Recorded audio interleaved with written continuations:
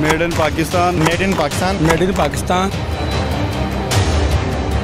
Imported छोड़े, made in Pakistan अपनाएं। 92 news ने सदा बुलंद की तो आवाम भी मैदान में आ गए और मुहिम का हिस्सा बनने लगे। मकामी अशिया को अहमियत देने की बात हर पाकिस्तानी के दिल को लगी। जिन्होंने मईशत को अपने पाँव पर दोबारा खड़ा करने के लिए मकामी मसनूआत को तरजीह देना शुरू कर दी और hashtag made in Pakistan trend करने लगा।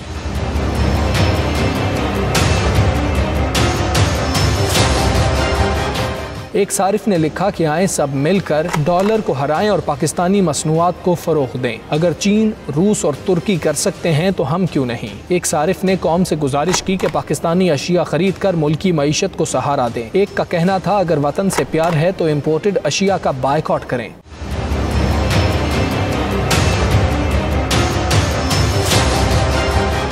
92 न्यूज़ की इस काविश में शहरी भी पेश हैं, जिन्होंने इस अज़्म का इजहार किया कि वो पाकिस्तानी मसनूआत खरीद कर इस कार खैर में अपना हिस्सा डालेंगे। सवालात उठ रहे हैं कि पाकिस्तानी अशिया बेहतरीन क्वालिटी की हामिल हैं तो क्यों भारी सरमाया बैरून मुल्क लुटाया जा रहा है। मुल्की अशिया की कदर करेंगे तो ही बाहर भी कदर होगी।